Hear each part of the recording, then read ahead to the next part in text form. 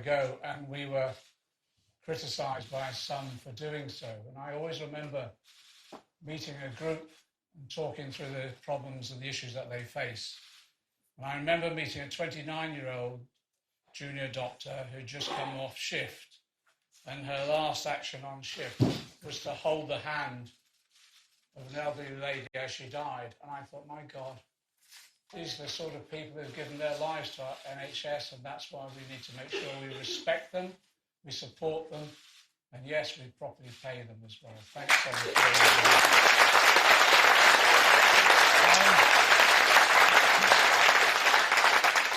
Thanks for joining us as we come to the end of the first week of this election campaign. I love election campaigns. I love them. Even in the dark, the wet, and I bet you it's going to snow before now.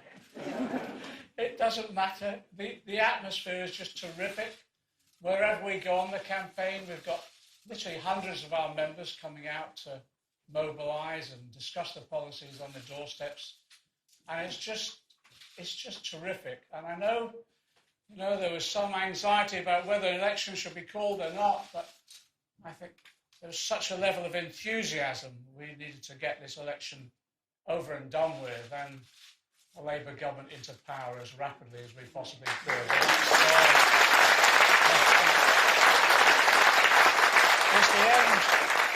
It's the end of the first week of the election campaign. It's a week where I think we've seen the Tories show their true colours. It started with Jacob Rees-Mogg showing that unforgivable arrogance in criticising the so-called common sense of the Grenfell Tower victims. The Tories also started early on to resort to fake news in the sort of fantasy numbers that they've been concocting up to criticise our plans. And then, well, I thought, don't worry, we'll get into the debate with the Chancellor and we'll be able to cut through all that and maybe evidence the reality. So as soon as we said, come and have that debate, and he gave the first inclination he might, he then refused it yesterday. He refused to debate with me to defend their record, obviously, but also I think he realised that we would be able to cut through the lies that they've been concocting over the last week about our spending plans. So he ran scared. But nevertheless, what we'll do now is, throughout this campaign, this will be a positive campaign for us. We'll continue to present our positive vision of the society we want to create, how we tackle climate change, and yes, how we tackle exactly what Sonia has said, the rampant inequality that there is now staining our society. I think we'll continue to show as well at every opportunity, yes, our comprehensive costed plan to deliver that vision of that new society. We know, not just in this campaign, well, I suppose we've always known it from the beginning, that you can't trust the Tories on the NHS. Their record is one of running down the NHS and imposing, in this last decade, the biggest funding squeeze in the NHS's history. It's been nearly a decade of savage cuts to health and care services, yes, privatisation as well, and the failure to just recruit the nurses that we need, which has now left the NHS in crisis. And we all know the lines. We've heard it from 2010 onwards. We've heard them enough. But they weren't true then, and they aren't true now. Austerity was never an economic necessity. It was always a political choice who would bear the burden.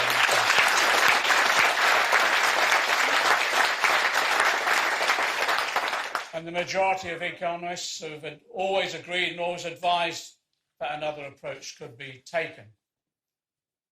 But what's extraordinary, and it displays what choice they made, as they've spent the money on cutting, example, inheritance tax to disproportionately benefit the wealthiest in our society, they've cut budgets to breaking point, whilst refusing to do anything to tackle the crisis now facing social care.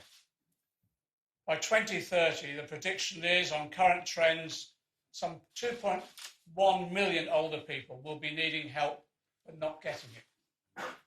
And as the Tories have spent money cutting capital gains tax, accruing to the rich, cuts and privatisation to our NHS has left our country struggling even to treat cancer patients safely.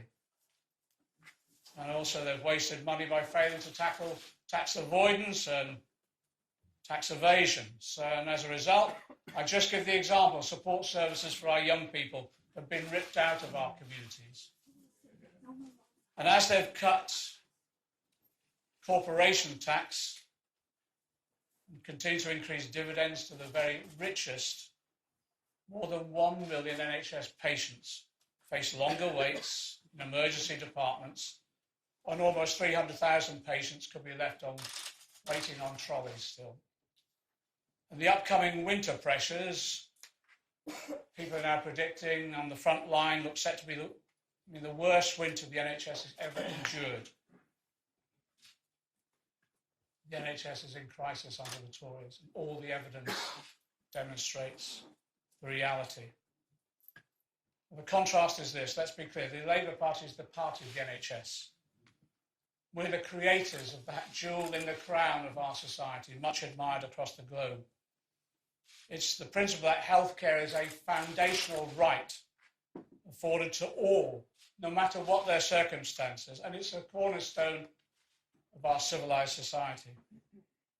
We've already established and committed that Labour will end austerity to bring waiting lists down, stabilise our accident emergency services and deliver the quality cancer care patients deserve. We'll commit to really improving mental health services and, yes, make a solemn pledge that no child should ever be denied the mental health care that they need, as so many are.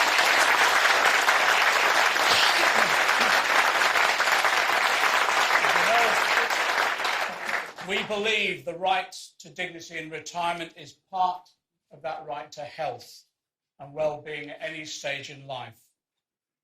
Do you know, we want to go further today, and let me say a little more about the economic basis of our plans. What Jonathan Ashworth will outline in more detail shortly is a package to end the Tory NHS crisis. A £26 billion real terms healthcare funding boost from 2018-19 to 2023-24. An annual average increase of 4.3% real terms increase for health spending over the next 4 years. And it'll take the Department of Health Social Care budget to 178 billion in 23-24. With capital expenditure, so neglected. We've seen an example after example in our hospitals and care centres across the country, so neglected by the Tories, will rise to the international average and boosted by £15 billion over 5 years. Now, on each of these fronts, the Tories have offered weak commitments, reflecting, I believe, their hostility to public services and the need for us to care for one another. On overall funding between 2019 to 24, the Conservatives have promised just 20 billion in real terms, 6 billion more than Theresa May announced in 2018. But on annual increases, almost everyone will be familiar with what the Tories have spent in this, well, what can be described as a decade of decay. For 8 years, the NHS budget increases have averaged as 1.4%. That says something about the value they place on caring and caring for one another. And when you sift through the spin of their most recent promises, which use cash terms figures, they're proposing to spend just 3.3% extra a year compared to the 4.3% that we're promising. And on capital, the NHS capital budget is lower today in real terms than shockingly in 2010-2011. And in recent weeks, we've seen the absolute scandal of Tory promises for 40 new hospitals turn into 6 hospital recalibrations. You can't believe a word they say. The other dividing line between us and the Tories is that we're responsible enough to commit to where our funding comes from. We've had none of that from the Tories. Last week, I announced in Liverpool a new social transformation fund, £150 billion over 5 years, for the social infrastructure actually is the glue that holds our communities together. Our £15 billion capital commitment today will come from that social transformation fund. And the day-to-day spending increase will be funded by taxing, yes, the top 5% at a higher rate of income tax.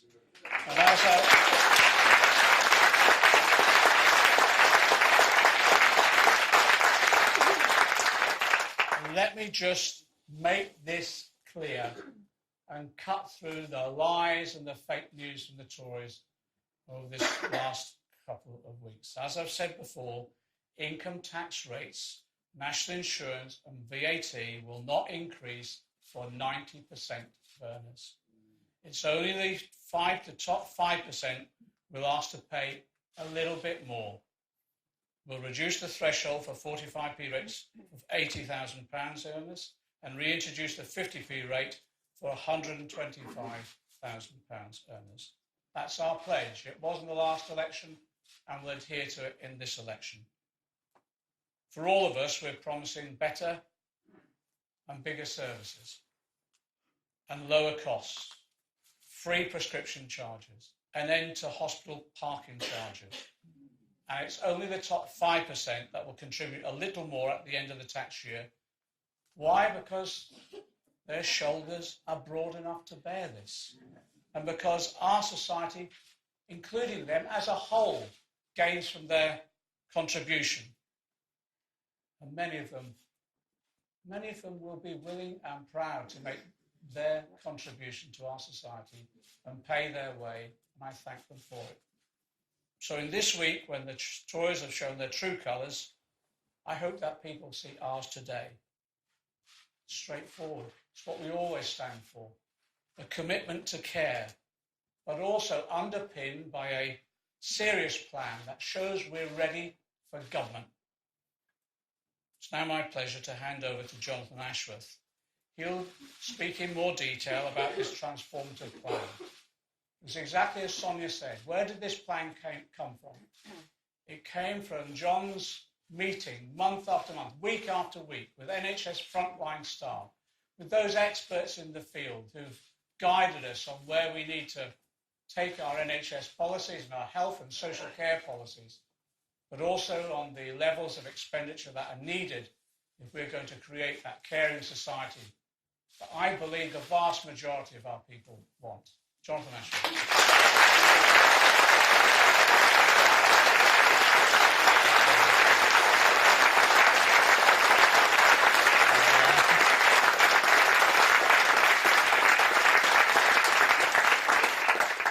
Well, thank you very much. Good morning, and thank you, Sonia, for that wonderful presentation of the pressures on the front line. I thought you spoke with power, authority, and eloquence. You made me slightly blush when you were so nice about me. I'm not used to hearing nice things about me, but thank you. I thought you were tremendous, and I thank you for all the work that you do as a GP registrar.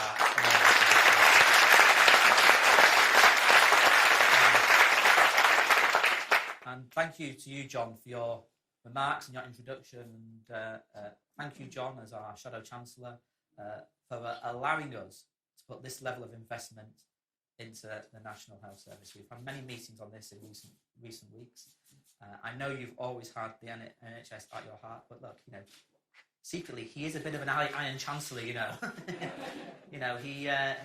interrogated our plans carefully, as you'd expect from somebody seeking to be the nation's Chancellor of the Exchequer. But thank you for the financial settlement you've been able to allocate to the National Health Service and the wider associated health services. So thank you all for coming along this morning. Last week, we heard how a patient at Queen's Medical Centre Hospital in Nottingham, an 88-year-old patient, Jill Woolley, with dementia, was left languishing on a trolley for over 6 hours in a hospital corridor. It was a heartbreaking picture, a picture which I think really is the image of this general election campaign, because Jill's experiences are not unique. Indeed, in the last year, 625,000 patients have languished in corridors designated as trolley waits in the National Health Services. Our A&E departments are not just in winter crisis, but in year-round crisis. Indeed, September's A&E wait figures were the worst performance for A&E outside of the winter months. And tomorrow, we anticipate further NHS performance data confirming our very worst fears that we are heading into a winter of absolute misery for patients. We all know the stories, and those of you who work in the NHS will be expecting it, how typically this winter we'll have ambulances unable to offload patients because A&Es are full, A&E patients not able to be cleared from A&E because there are no acute beds for the patients to move to, no acute beds in the hospital because the medically fit but vulnerable and elderly patients can't be discharged because social care services have been savaged. This is happening year after year, after a decade of cutbacks in our National Health Service. And just as patients wait longer in A&E, they wait longer for treatment.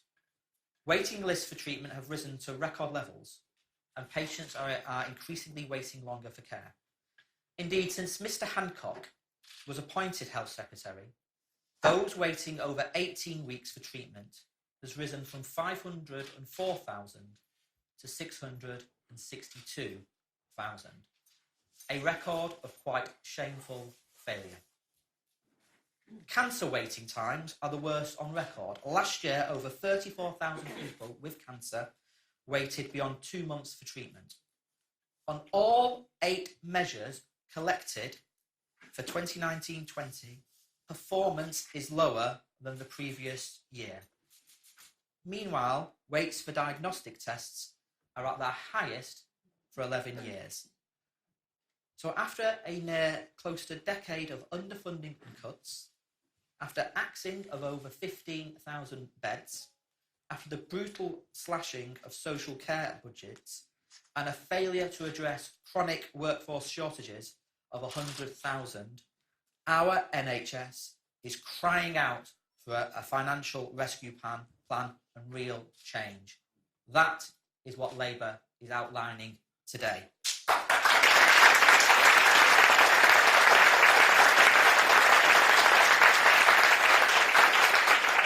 Today, Labour is confirming an extra 26 billion for our NHS and health services in real terms. Or on the presentation that Boris Johnson and Matt Hancock prefer to use, an extra 40 billion for our NHS. Health spending will increase by 4.3% on average annually, allowing us, in the words of the Nuffield Trust, to get most waiting times back on track over time. And, in the words of the Health Foundation, it represents a step change after almost a decade of austerity. Commitments to fund free prescriptions and scrap hospital car parking charges are in addition to this settlement. Let me explain what this substantial investment, more than the Tories are offering, means for our NHS. Firstly, the money available for our primary and secondary care services will increase. The so-called NHS England revenue budget will increase by 3.9%, an increase on Tory plans. We will invest more to relentlessly drive up performance and drive down waiting times. We are determined to see the expected standards of care enshrined in the NHS Constitution met. Patients should not be told they have to wait longer and longer in pain and distress, as they are under the Tories, especially cancer patients, because we know cancer waits for no one. Longer waits risk a person's health deteriorating further. It's shameful. Recently, we heard how patients at a hospital in Southampton went blind and suffered severe sight loss because of longer waits for glaucoma treatment. Indeed, a pregnant mother was left almost completely blind, waiting for care. The newspaper reported she has since given birth and has never seen her daughter's face.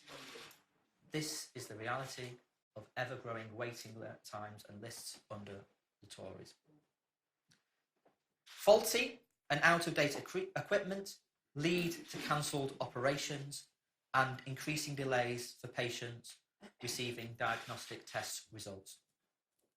We will deliver our commitment that less than 1% of patients should wait longer than 6 weeks for a diagnostic test. And because we want cancer survival rates to be amongst the best in the world, we will invest to deliver a shift in early cancer diagnosis from 2 in 4 to 3 in 4 cancer cases over the next decade. So today we are committing an extra 1.5 billion of capital for diagnostics and equipment. We have fewer MRI and CT scanners per capita than most OECD countries. So we will increase the numbers of scanners towards the international average. Overall, NHS capital expenditure, budgets that have been cut under the Tories and raided, will increase to meet the OECD average, and it will be done through public investment. That will mean an extra 15 billion capital investment to rebuild crumbling hospitals and invest in cutting-edge medical technology of the future. Years of Tory cuts to capital budgets have left our NHS with a 6.5 billion repair bill. We will clear the maintenance backlog. The NHS will literally be rebuilt under a Labour government.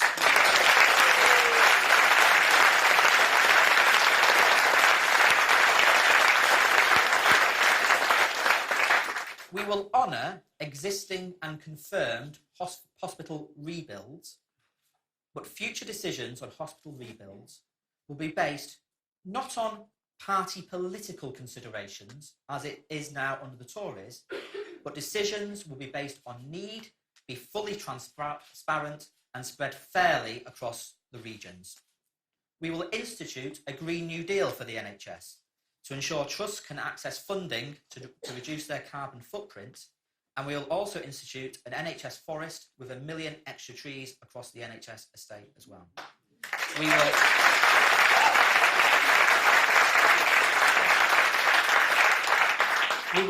We will ensure an extra 2.5 billion investment to upgrade primary and community health facilities as well. Now, as we've heard, it was 71 years ago that a Labour government introduced the National Health Service. Tories have voted against it, of course. There was even one Tory who said it would lead to civil war, can you believe it?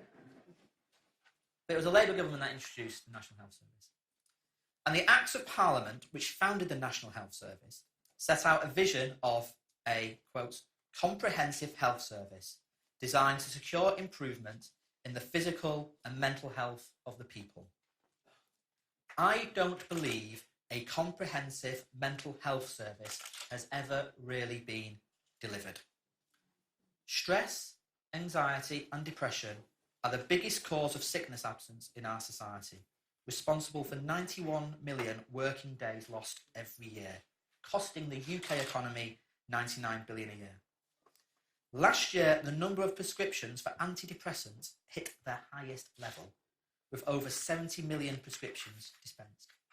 As Sonia told us so graphically, 100,000 children and young people simply don't get the mental health support they need. Often young people in crisis, harming themselves, talking about taking their own lives, turned away from services. We will, as a government, prioritise mental health and well-being like never before. Under our plans, we will invest £2 billion extra in mental health facilities. Old-style dormitory wards in inpatient hospitals will be replaced. We will make wards and facilities safer for patients and staff. We will invest in extra beds to end the unacceptable practice of out-of-areas placement, often in poor quality private providers.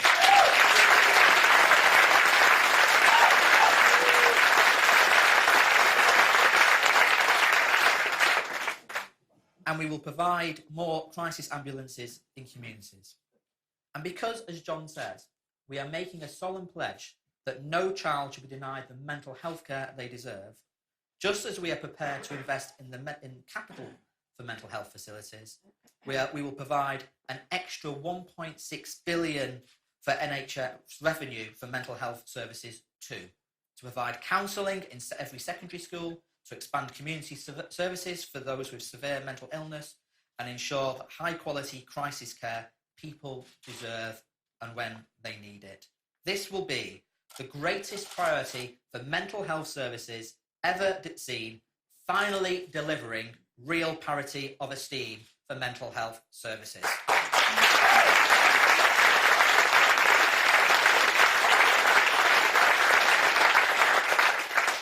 Our mission to improve well-being does not end with mental health services.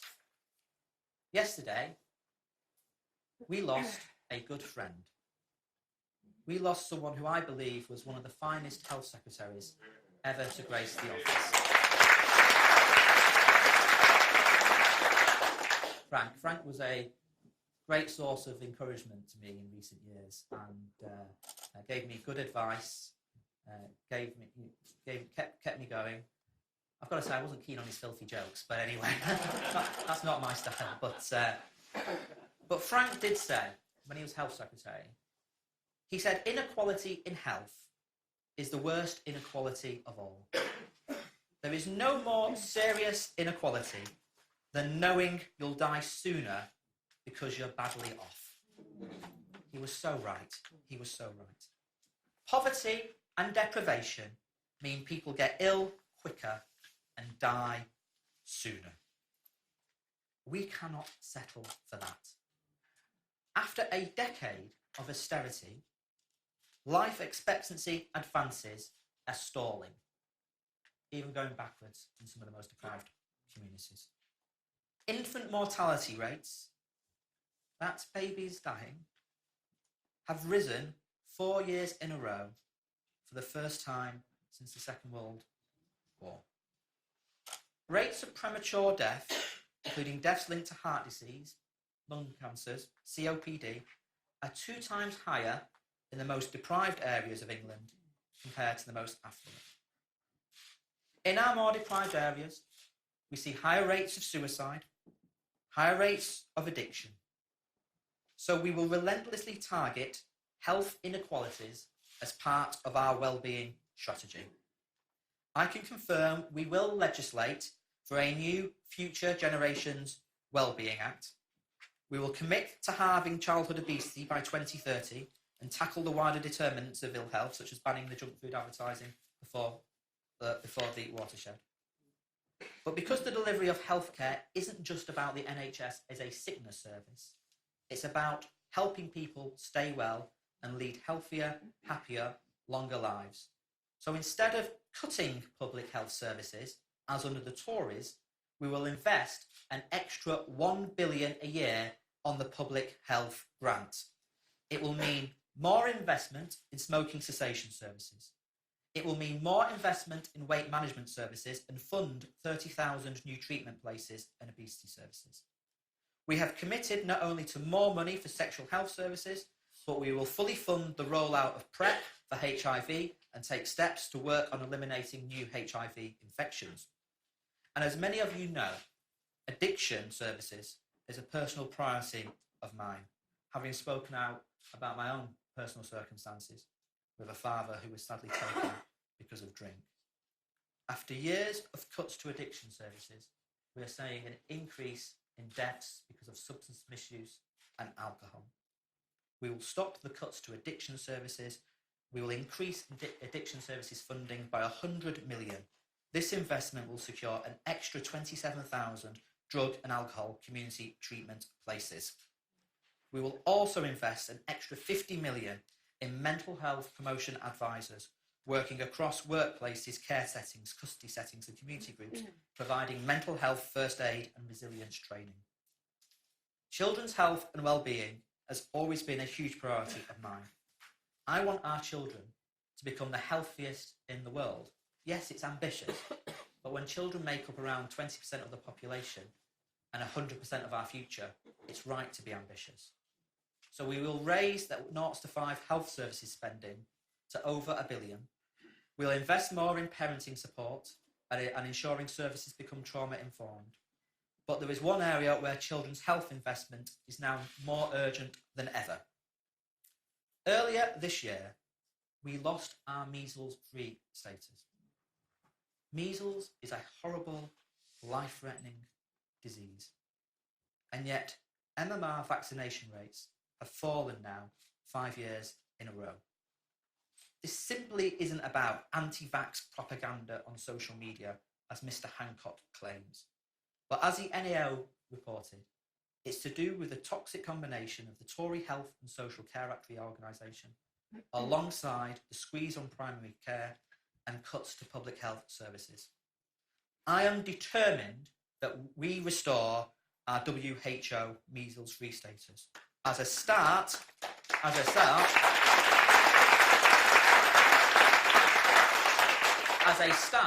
we will invest 35 million extra a year in improving vaccination uptake through the public health grant. And we will recruit 4,800 health visitors and school nurses in communities too. No more cuts to health visitors, no more cuts to school nurses.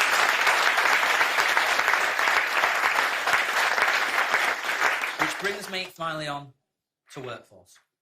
Because our NHS is built on the exceptional commitment, dedication, professionalism of our NHS staff. But after a decade, they are facing burnout, constantly being asked to do more and more with less and less. As Sonia alluded to, one of the greatest privileges of my role has been able to spend time quietly on the front line, shadowing staff, from paramedics to GPs, to catering staff, to community nurses, to A&E consultants, to patient transport staff. Just going around, seeing what our staff do on the front line, not making a huge song and dance about it.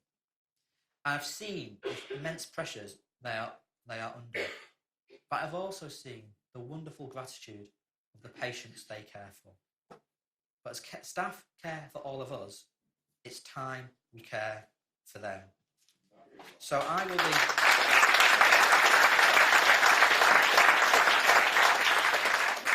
will be a health secretary that doesn't pick fights with the NHS staff, but works alongside NHS staff as part of the team to deliver the best healthcare patients deserve. And that involves also putting in place a plan for patient care with a credible, costed plan to tackle workforce vacancies. Now, 2 weeks ago, you may have seen, London Tory spin doctors were, at the start of the campaign, were briefing that they were targeting rugby league towns. You see that in the north?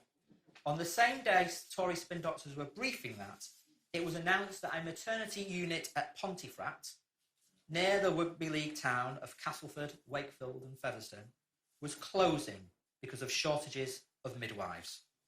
So I can tell you, we will increase the budget for training, development and education by £1 billion a year, and we will bring back a training bursary for nurses, midwives and allied health professionals.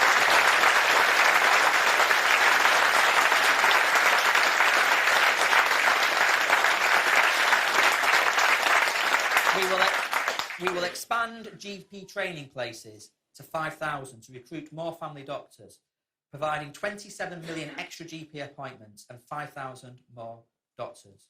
We will allow the NHS to recruit internationally and ethically without hindrance. Announcements on the allocations for our National Care Service and free personal care will be made in the coming days by my shadow cabinet colleagues.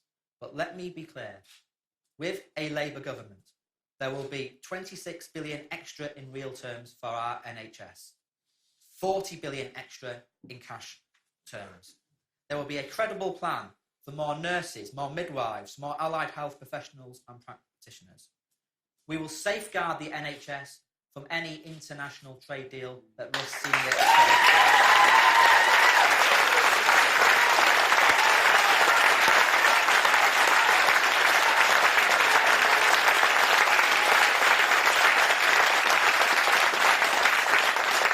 And yes, we'll end the privatisation of NHS services as well.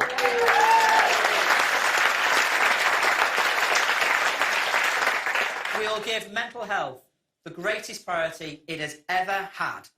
We'll introduce free prescriptions. Prevention and well-being will be at the heart of our mission to help people live healthier, happier, longer lives. The quality care patients deserve. A rescue plan for our NHS. Change is coming for patients and NHS staff. Vote Labour for our NHS. Thank you very much.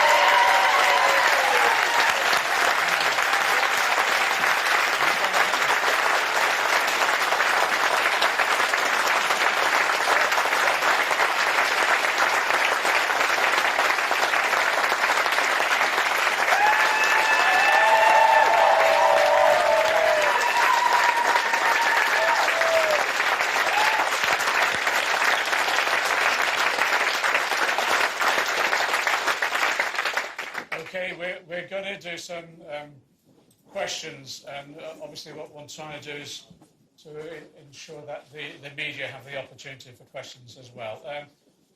I just want to say, sometimes at these events, sometimes members get a bit excited about the media asking questions. Jeremy and I set up the group in Parliament called the National Union of Journalists, and it was because we honour the right of the profession of journalism. Too many journalists have lost their lives all over the globe, to be honest, and it is an honourable tradition. And I want to say, in this election campaign, I want to thank the way in which actually many of our journalists colleagues have reported honestly and fairly. So thank you for what you do as a profession. Thank you. I've got a list of names, so if I go to them, Laura Kernsberg? Laura, sorry. Thank you very much, John. To both of you, you have a huge and ambitious shopping list of things that you would like to do. But when you look at the percentage increases you're promising, there's not that much difference between the amounts you're putting forward and the Conservatives are putting forward.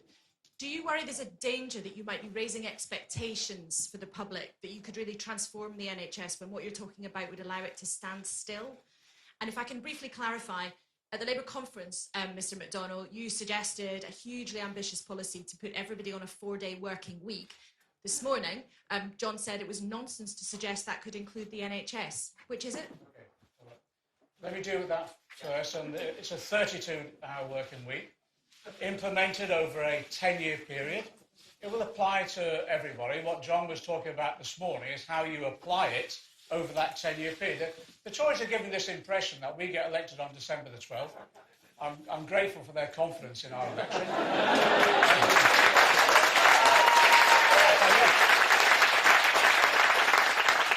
Sorry, I couldn't help myself. But on December the 13th, all of a sudden everyone's on 4 days. No, that's not what we said. It's not what Jonathan said this morning either. What we've said is it's a bit like the implementation of the minimum wage, which they opposed then, if you remember, and said it would cost thousands of jobs and the economy would collapse, etc. What we've said, just like every other reduction in the working week, it is planned and negotiated and agreed between employers and trade unions over time. We've said realistically, as we put this investment into our economy, it will become more productive. There'll be higher wages because of the higher skills that we're producing. And over time, as the economy grows, we want, well, as that wealth is created, a proportion of that wealth shared more fairly with the workforce. And that means you can share it in two ways: higher wages, of course, but also traditionally what the trade unions in this country have negotiated to is a shorter working week. And that started way back in the 1860s, but it stalled about 20 odd years ago, 25, 30 years ago, it began to stall. So we're now saying, as we grow the economy, we then ensure that wealth is distributed more fairly, both in terms of better wages, but also So there's a reduced working week. And the reason for that is, we work to live. We don't live to work. And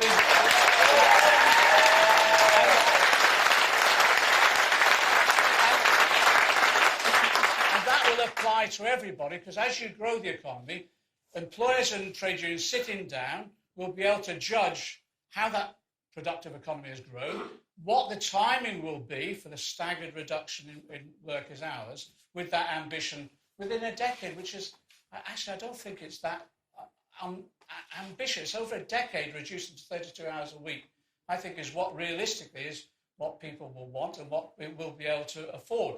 But as you grow the economy overall, with those higher wages, and as a result of that, the volume of tax increases, because people are earning more, you're not increasing tax rates, but people are earning more, that enables you then to fund the public services in a style and a level in which you can reduce the working hours for the public services as well. And that's what John was saying this morning. It's not an overnight thing, but it is a realistic ambition that I think it isn't just popular, I think one of the problems that we've been talking about mental health this morning. One of the problems, I'll just give the example in my constituency. I've got the airport in my constituency, which creates lots of jobs, which is great. I went to a school play a few years ago where youngsters were talking about, they'd written a play about drugs, and one was playing the child, the other was playing the adult. And the adult was telling the young woman off, the child, about drugs. And she said, well, don't talk to me because I never see you two together. It was the mum and dad. And it's true. In my constituency, people work in different shifts all the time.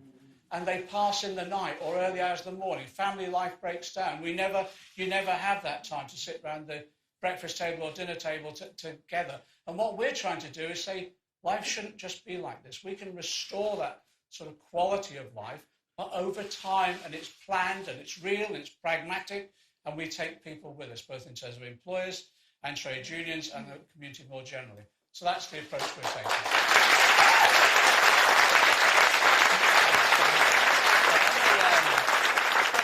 This is substantial investment, not just for our NHS, but for the other associated services, the public health services, the NHS capital budgets, the training budgets. What the Tories did when they made their NHS announcement last year, they only provided an uplift for the NHS revenue budget. So they put more money into essentially the day-to-day running of the NHS, the day-to-day running of our hospitals and our primary care settings. They were forced into it because of pressure from patient groups and staff groups and the Labour movement, by the way. That's why they did it. But they carried on cutting public health services.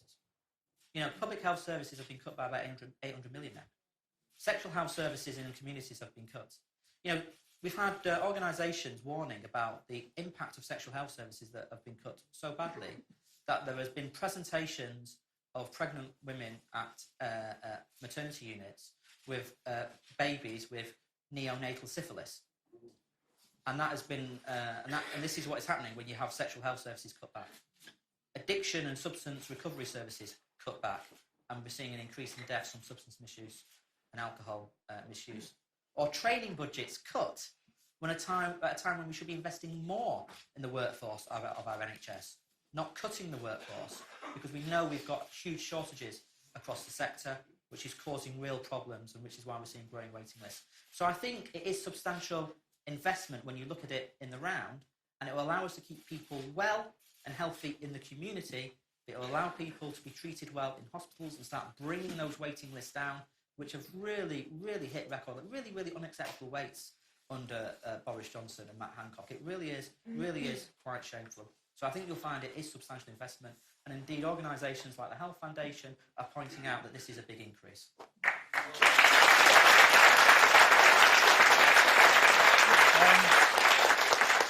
Diana Magnet from Sky. Diana. Where's Diana? Oh. The National Trust says that extreme staff shortages are the most critical issue facing the NHS. Also, social care workers. What do you plan to do in terms of freedom of movement for doctors and nurses, and to make sure that social care workers also are able to staff our NHS? We'll be saying more about social care later on in the campaign. Today has been about the NHS, but although I appreciate they do go together. The social care service is effectively a sister organisation of the NHS, and we cannot, if I can be blunt, you cannot fix the NHS unless you fix social care. But we'll be saying more about social care later on in the campaign. But look, I've been clear on this, and I said it in my remarks.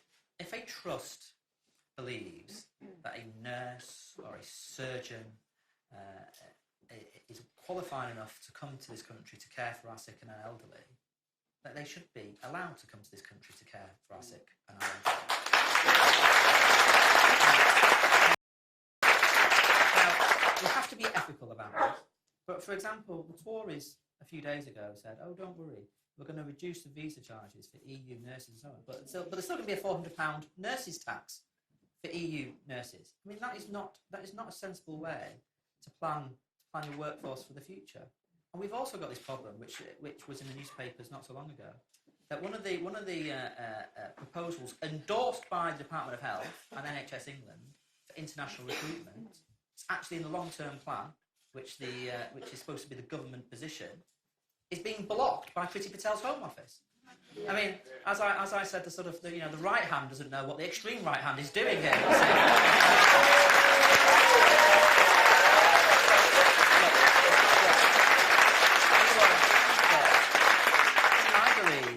This bureaucracy around visa, extortionate visa costs and so on has to be swept aside. Our NHS has always relied on international recruitment, and it needs to rely on international recruitment. But I would emphasise that we are bringing back a training bursary. So in Pontefract, where a maternity unit is closed because of lack of midwives, there'll be a training bursary. So men and women who want to train to become a midwife or a nurse in Pontefract can go and train to become one. Or if they want to train in Barnsley or Mansfield or Leicester or wherever it is, we're bringing back a training bursary because we're so short of nurses and midwives and allied health professionals. It's causing huge problems.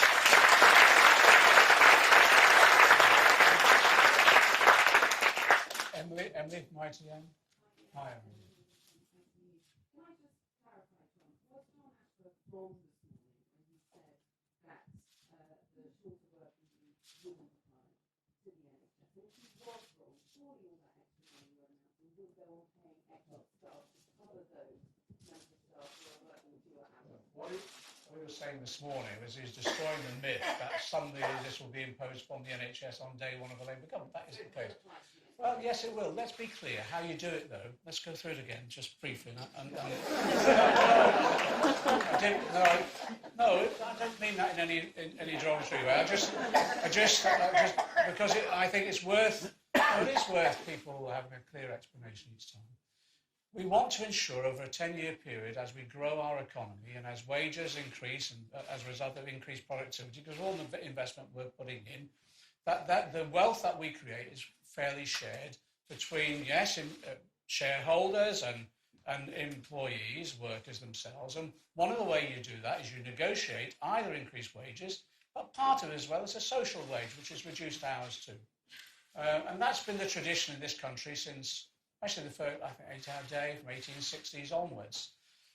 When it comes to the public services, because you're creating a growing economy where wages are higher, the tax take becomes bigger, not because you're increasing tax rates, but because you have a greater pie created. And in that way, you can afford the public services that we need. And in that way, the NHS and others will be able to reduce their hours as well. And that will mean, yes, recruiting more staff, because we can afford to with a bigger economy.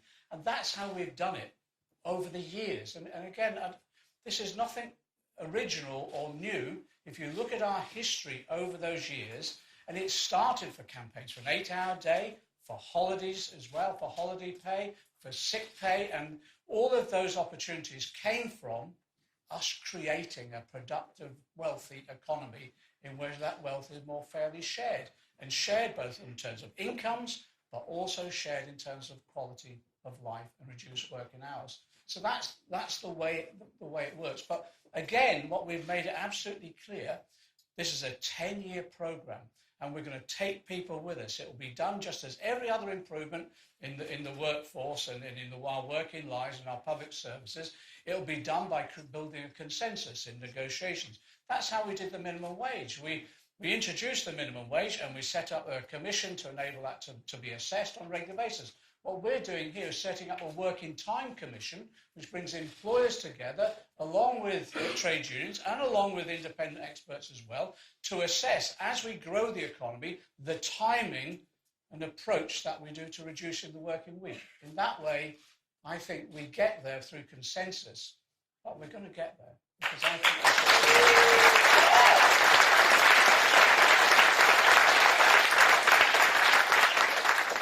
I accept it does take explaining, but actually the explanation is in our history, because that's how it's always worked. Pippa Creran.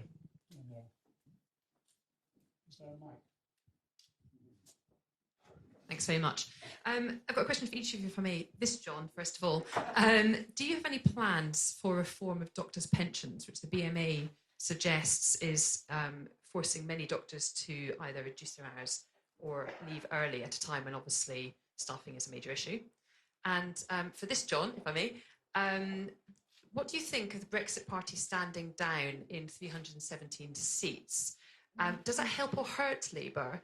And what if they go further and stand down in Labour-held marginals, as Nigel Farage is under pressure to do?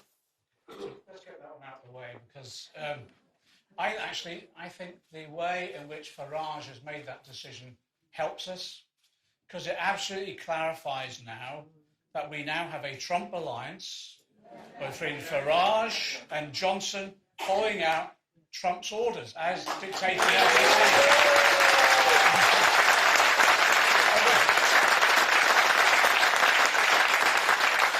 And we know what that means. It means basically this is an alliance to sell off our NHS. And so I think we get that point. I think it clarifies matters to the electorate, and also I don't think our people like these sort of dodgy deals behind the scenes. And when the election day comes, I think it clarifies matters completely. So when our people go to vote, I want them to be thinking of the risk of Farage and Johnson doing that deal with Trump to sell off our NHS to US corporations, because that's the risk in this election.